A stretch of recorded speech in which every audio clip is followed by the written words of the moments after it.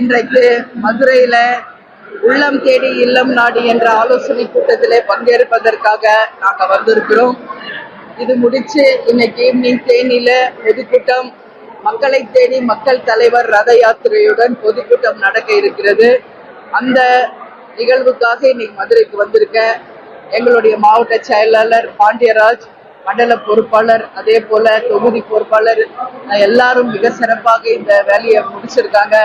எல்லா தொகுதியிலும் BL2வும் பூத் கமிட்டியும் அமைத்து இன்னைக்கு தேசிய முற்போக்கு திராவிட கழகம் மிக சிறப்பாக தலைமை கழக அறிவிப்புப்படி மிக சிறப்பாக பணியாற்றிக்கிட்டு இருக்காங்க. அந்த வகையில் அவங்களுக்கு வாழ்த்துக்களை தெரிவிச்சிருக்கோம். நீங்க எதுவும் கேள்வி கேட்கணும்னா கேளுங்க, அது அங்க கேளுங்க, எங்ககிட்ட கேட்கணும். அடுத்துங்க, பிரதமர் நரேந்திர மோடி 19ஆம் தேதி தமிழகம் வருவாரு. இயற்கை விவசாயிகள்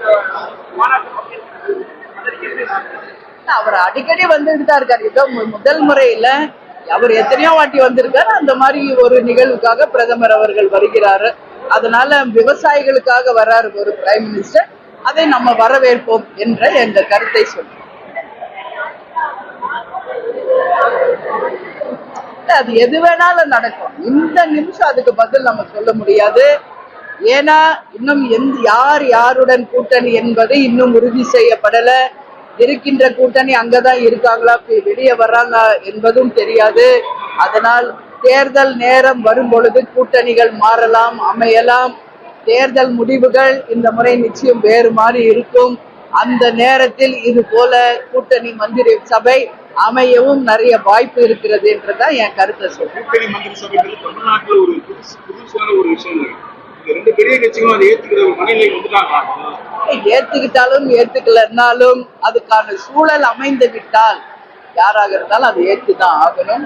அது போல ஒரு சூழல் நடக்கிறதுக்கு நிறைய வாய்ப்பு இருக்கு. நிச்சயமாக அந்த மாதிரி ஒரு சூழல் தமிழ்நாட்டில் இந்த தேர்தலில் நடக்கும். பீகார்ல வந்து தனிப்பார் தன்மையோட தேசிய நன்மை ஆட்சி இருக்காங்க.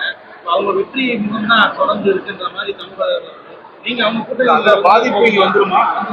அவங்க இன்னைக்கு பீகார்ல ஒரு மகத்தான வெற்றியை பெற்றிருக்காங்க. சாதாரண வெற்றி இல்ல, மிக பிரம்மாண்டமான வெற்றி. அதுக்குதான் நேத்தே என்னோட பிரஸ் மீட் இதே மதுரையில அந்த கூட்டணிக்கும் சரி, பிரதமருக்கும், அமித்ஷாக்கும், நிதிஷ்குமாருக்கும் தேமுதிக சார்பா வாழ்த்து தெரிவிச்சிருக்கோம். அதனால அதேதான் இங்க தமிழ்நாட்டுல தொடருமான்னு இன்னைக்கு நம்ம சொல்ல முடியாது. ஏன்னா அடுத்த கட்டம் இங்க யார் யார் கூட்டணி அமைக்கிறாங்க, அவங்க நகர்வுகள் எப்படி இருக்கு, இந்த மக்கள் அந்த கூட்டணியை ஏத்துக்கிறாங்களா, இதெல்லாம் இருக்குங்க. அதனால அவங்க நாங்க ஜெயிச்சிருக்கோம், அது இங்க தொடரும் அவங்க கட்சி சொல்றாங்க. நாம அதுக்கு பொறுத்து இருந்துதான் பதில் சொல்ல முடியும். அது நேத்தே உங்களுக்கு தெளிவா சொல்லியிருக்கேன் இதே மதுரையில.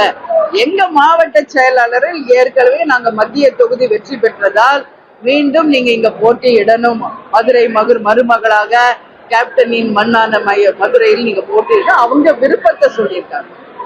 மதுரையில வந்ததுனால அப்படி சொல்றாங்க. நான் தமிழ்நாடு முழுக்க டிராவல் பண்றவங்க உங்களுக்கு தெரியும். அப்படி பார்த்தா நான் கடலூருக்கு போனா எங்க மாவட்ட செயலர் கேப்டன் ஜெயிச்ச விருதாச்சலம் நீங்க நிக்கிறோம். கள்ளக்குறிச்சி போனா நீங்க கேப்டன் ஜெயிச்ச ரிஷிவந்திய நிக்கிறோம். இந்த மாதிரி ஒவ்வொரு ஊருக்கு போறப்ப அவங்க விருப்பத்தை சொல்றாங்க. ஆனா கடைசியில தான் இது தெரியும், எந்த தொகுதி யார் வேட்பாளர் என்பதெல்லாம் இறுதி கட்டத்துல தான் அறிவிக்கும். பெரிய கட்சிகள் எல்லாம்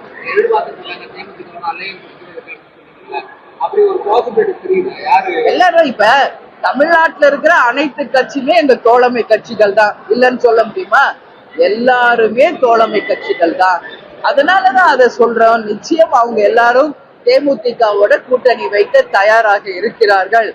ஆனால் தேமுதிகவை பொறுத்தவரை நிர்வாகிகளையும் மாவட்ட கழக செயலாளர்களையும் அழைத்து மக்கள் மனநிலையும் ஆராய்ந்து நிச்சயமாக ஒரு நல்ல முடிவை எடுப்போம் தான் சொல்லுங்க. ஒரு வார்த்தை சொன்னீங்க, இந்த முறை ரொம்ப பொறுமையா ரொம்ப தெளிவா ஒரு டெசிஷன் எடுப்பீங்க. அப்படியே நீங்க எடுக்க முடியாதுங்க, அப்படி கிடையாது. இப்ப கூட அண்ணன் உதயகுமார் அவர்கள் என்னை சந்திக்க வந்திருக்காரு, கீழே தான் வெயிட் பண்றாரு, இப்ப மேல வரப்போறாரு. அப்படி கிடையாது. நாங்க இவங்க கூட தான் கூட்டணி, அவங்க கூட கூட்டணி இல்லைன்னே நாங்க சொல்றோம். எங்களை பொறுத்த வரைக்கும் எல்லாமே தோழமை கட்சிகள். எங்க அம்மா மறைவுக்கு நீங்க எல்லாருமே பாத்தீங்க, தமிழ்நாட்டில் இருக்கின்ற அனைத்து தலைவர்களும் அவங்களுக்கு இறுதி மரியாதை செலுத்தியிருக்காங்க. பாரத பிரதமர் ஒருவருக்கு கண்டோலன்ஸ் தெரிவிச்சிருக்காரு இந்தியாவிலேனா அது எங்க அம்மாவுக்கு தானே. அந்த பெருமை கேப்டனுக்கும் என் தாயாரையும் சேரும். அந்த மாதிரி தேமுதிகவை பொறுத்தவரைக்கும் 20 வருஷம் ஆயிட்டோம். எல்லாரோடையும் தோழமையோடு நட்போடு தான் இன்னைக்கு வரைக்கும் இருக்கும். அதற்கான மரியாதையின் பிரதிபலிப்பா தான் அதை நான் பாக்குறேன். அது நிச்சயம் வருகின்ற தேர்தலில் மகத்தான கூட்டணி அமைந்து மிகப்பெரிய வெற்றியை பெறுவோம் என்று சொல்றேன்.